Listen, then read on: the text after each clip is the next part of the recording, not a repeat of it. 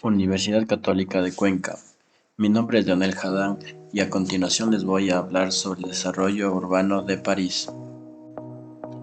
París, la bella ciudad de la luz, la capital mundial del turismo, hoy en día es una de las ciudades más impresionantes en el mundo y con una rica historia. Esto no siempre fue así. Antes de que el utópico arquitecto Le Corbusier quisiera destruirla, hubo alguien que sí lo logró. La ciudad de París ha vivido diferentes conflictos y revueltas, pero aún así, en el año de 1390 fue la ciudad más poblada de Europa, aunque actualmente es la novena ciudad. En las épocas de revoluciones y enfermedades, la ciudad crecía de manera desordenada e insalubre, dando lugar a los suburbios. Debido a estos problemas, se plantearon diferentes planes durante diferentes regímenes, como lo de los reyes, de Napoleón y otros más, los cuales buscaban solucionar dichos problemas mediante un mejor diseño de la ciudad, en el cual llegaría George Eugene Haussmann a proponer uno de los mejores diseños de la ciudad, el cual se basaba en destruir y volver a reconstruir ciertas partes de la ciudad, dando así uno de los mejores modelos de ciudad en la actualidad. Las razones por las cuales estudiaremos la evolución de la ciudad de París es debido a que París comenzó como una de las peores ciudades por la cantidad de gente e insalubridad que tenía y pasó a ser una de las mejores ciudades organizadas y con buena movilidad, a pesar de haber recibido ataques e invasiones y haber sido afectada por enfermedades como la peste negra que mató a muchas personas de la ciudad. Pudo recuperarse y continuar siendo una de las ciudades más populares, pobladas y atractivas para el turismo. Se encuentra ubicada en el país de Francia en el continente europeo. Al norte del país de Francia se encuentra su capital, la ciudad de París, con una área de 105.4 km², la cual colinda con las ciudades de Grand Est y Normandie, y es atravesada por el río Sena. La historia de París comienza alrededor del 259 a.C., con su fundación en la orilla derecha del río Sena, por parte de la tribu celta de los Parisi. Este primer poblado de pescadores cayó en poder de los romanos, que en el año 52 a.C. fundaron una ciudad llamada Lutecia. La ciudad cambió su nombre por el de París solo en el siglo IV. Durante esta época resistió a la invasión de Atila y, según la leyenda, gracias a la providencial intervención de Santa Genoveva, la cual es la patrona de la ciudad. París ganó importancia a lo largo del siglo XI gracias al comercio de la plata y por encontrarse dentro de la ruta de peregrinos y comerciantes. Entre los hechos importantes que afectaron el crecimiento de la ciudad, tenemos que a principios del siglo XII los estudiantes y profesores se enfrentaron a la autoridad episcopal y consiguieron la creación de una corporación Universitas. Luis IX concedió a Robert de Sorbonne la fundación de la Sorbona. Desde entonces, París se convirtió en una ciudad universitaria. Siglo XIV, París vivió tres revueltas: la rebelión de los comerciantes de 1358, la revuelta de los maillotis de 1382 y la de 1413 de Caboche, encabezada por los comerciantes. Esta serie de rebeliones formaron parte de la conocida Guerra de los 100 años. Además de los conflictos que provocaron millares de muertes, la capital francesa, que en el año 1328 había sido la ciudad más poblada de Europa, vio diezmada su población por culpa de la peste negra. Actualmente, la ciudad de París cuenta con una población de 2.243.833 habitantes y una densidad de 21.423 habitantes por kilómetro cuadrado, y ocupa una superficie de 105 km².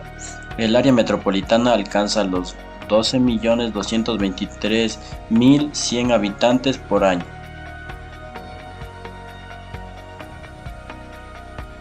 El comienzo de la ciudad de París se da en el asentamiento de la cultura parisí, el cual se da en la orilla del río Sena.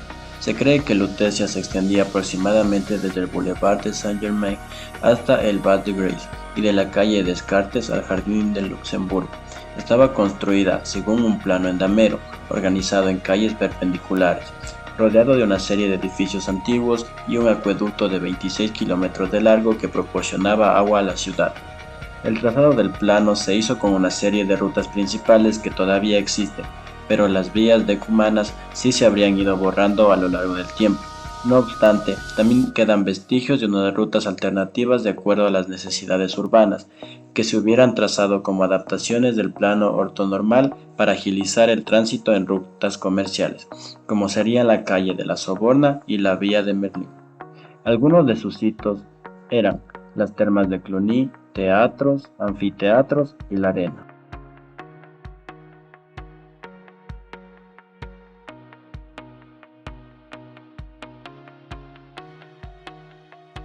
A mediados del siglo XIX, París era una ciudad medieval. El crecimiento demográfico de la capital en el siglo XVIII y las primeras décadas del siglo XIX habían causado una densificación considerable de las áreas centrales, concretamente en los barrios situados dentro de la antigua muralla que aún rodeaba la ciudad. La traza de las calles en la isla de la ciudad, el centro fundacional de París, había cambiado poco desde la Edad Media. La densidad de población en estos barrios era extremadamente alta en comparación con el resto del país. Por ejemplo, en el barrio de los Campos Elíseos, la densidad de población era tal que se estimaba en 5.380 habitantes por kilómetro cuadrado, y en los barrios de Arcis y Saint-Avoye había un residente por cada 3 metros cuadrados. Así las casas acogían una población pobre y cada vez más numerosa, dando origen a una ciudad insalubre.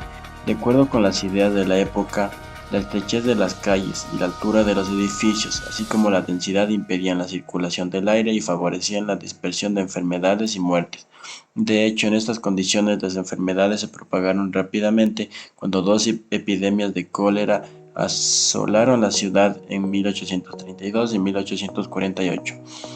Provocando que el 5% de los habitantes de los barrios de Arcis y Saint-Avoye murieran en la de 1848. Por supuesto, ante estas circunstancias, las clases ricas tendían cada vez más a salir de estos barrios para instalarse en los barrios del norte y del oeste, lugares que aún hoy en día son los más exclusivos de la capital gala. De esta manera fue este proceso de decadencia del centro, con la peligrosidad política que lo acompañaba, con la que se quiso combatir con las grandes y radicales reformas que sufriría París en el siglo XIX. Entre los hitos de la ciudad de París medieval tenemos el Arco de Triunfo, la Catedral de Notre Dame de París y el Museo Cluny.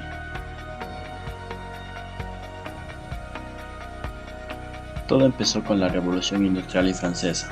Después de la Revolución Francesa, los obreros y las clases bajas se habían asentado cerca del centro de París. Con los avances tecnológicos vienen nuevos problemas y necesidades. Esto es un número en que la población ha aumentado rápidamente por la crisis urbana y sanitaria. La población del campo se centró en las ciudades para estar más cerca de las fábricas, lo que acabó generando grandes desajustes. En el desarrollo de las ciudades, por el aumento de la población, la red de alcantarillado y agua potable eran un lujo. La trama urbana parisina de esta época es descrita como un laberinto angosto y oscuro. La lucha de clases obrera fue lanzada a las afueras de la ciudad. La tensión entre las clases y la necesidad que tenían de pasar por el centro de la ciudad por las calles estrechas creaba un ambiente en el que un motín no era algo fuera de lo normal. En este laberinto la circulación era complicada. Los avances tecnológicos crearon la necesidad de transportar personas y productos en poco tiempo. No era fácil implementar los nuevos sistemas de transporte. Al empezar a resolver estos problemas y no a necesidades, los parisinos se encaminan hacia una ciudad moderna. En 1783 se crea una ley de anchos y altos mínimos conocida como Edicto Real. En 1787 el conde de Well presentó un plan de embellecimiento. Para 1793 se forma el Comité de Artistas, Arquitectos y Constructores. El 11 de noviembre de 1799, Napoleón Bonaparte realizó un golpe de estado en contra del sistema monarca. Eso lo convirtió en el primer cónsul de la República. Reorganizó la administración del Estado, dividió a París en 2 distritos con un alcalde cada uno. Sobre ellos estaba el nuevo cargo de prefecto. Decena 1817.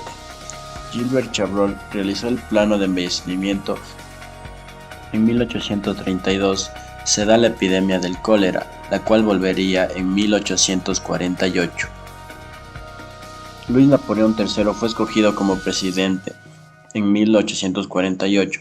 Sin embargo, en 1851 hizo un golpe de estado acabando con la República.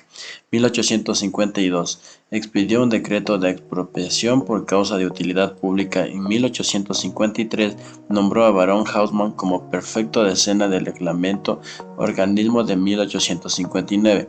Obligaba a los propietarios a limpiar y renovar sus fachadas cada 10 años, buscando dar la sensación de orden y uniformidad. Napoleón decía que para embellecer París era más necesario destruir que construir. Ahora sí podemos hablar de Georges Jean Haussmann, quien fue nacido el 27 de marzo de 1809 en París. En sus 20 entró en la administración pública y tuvo cargos importantes como subprefecto en Irak y prefecto en Siena. La ciudad que encontró Haussmann es importante mencionar al conde de Rabutin, ya que él sembró ideas que lo harían desarrollar en las décadas siguientes. Por lo tanto, sabemos que Haussmann no partió de cero, aunque su trabajo fue mucho más ambicioso y tuvo una visión integradora. Además, disfrutó de un contexto político y financiero más favorable. Y la transformación de París de 1953 a 1970. Esta consistió en crear una forma radial, conectar el centro con las periferias, crear bulevares. También se derribaron múltiples edificios y la uniformidad de la vivienda. Parece un nuevo plan, implementó nuevas tecnologías y utilizó el hierro como un material característico en París para esta transformación. Haussmann equipa a París con nuevas tuberías de agua y alcantarillado, estaciones de tren. Napoleón III buscaba que esas avenidas sean anchas y abiertas para que lograran airear, unificar y embellecer el plan de Haussmann. Se inició con la problemática de dividir las clases sociales a causa de las revueltas, por lo que une la ciudad y crea bulevares de casi 3/4 del tejido urbano. Los edificios Haussmann son un nuevo tipo de espacio habitable. Sus modernos edificios de apartamentos tendrían exteriores uniformes que conforman bloques cohesivos que enfatizan aún más la idea de Napoleón III de un París unificado. La fachada debe seguir pautas estrictas. Están hechos de una piedra de color crema, siendo la piedra caliza una de las más recurrentes. Su altura va desde los 12 hasta los 20 metros de altura. También tienen techos abuhardillados de 4 lados con una inclinación pronunciada en un ángulo de 45 grados. Finalmente, la fachada de los condominios son estilísticamente similares. Se agrandaron las calles para evitar posibles motines dentro de la ciudad. La creación de estas calles anchas desplazaron a 350.000 habitantes a las periferias. Haussmann dividió su plan en 3 redes. La primera red consistía en el laberinto de calles que conformaban originalmente la ciudad medieval. Por ello, la reforma se centró en recortar edificios y enderezar calles. La segunda red consistía en calles que conectaban en la ciudad con las periferias, y las calles de la segunda red era lo que llamaba Haussmann las venas de la ciudad. Por último, la tercera red consistía en calles que conectan las vías principales de la ciudad y la primera y segunda entre sí. Haussmann eliminó muchas calles antiguas, sorprendentes y derribó edificios de apartamentos. Una de las primeras cosas que causó fue lograr desplazar a las masas obreras al centro de las ciudades, a los barrios de la periferia, puesto que los barrios bajos fueron limpiados entre comillas y sustituidos por apartamentos para la burguesía. Haussmann basó su traza radial de 12 ejes a partir del Arco del Triunfo. También dentro del plan de Haussmann se plantearon 2 megaparques, los cuales están localizados a los límites de la ciudad, a la entrada y a su salida. Finalmente, la ciudad de París se ubicó en un asentamiento de la civilización parisí, al lado del río Sena. Durante muchos años siguió creciendo de manera desordenada e insalubre. También enfrentó diferentes problemas como las invasiones, la guerra de los 100 años y las epidemias del cólera y la peste negra, lo cual hizo que se realicen planes para mejorar estas condiciones, lo cual con el barón Haussmann se pudo conseguir, aunque se derribaron varios edificios para poder reconstruir la ciudad, dándonos así una de las ciudades más hermosas del planeta, la ciudad de la luz, París. Gracias por su atención.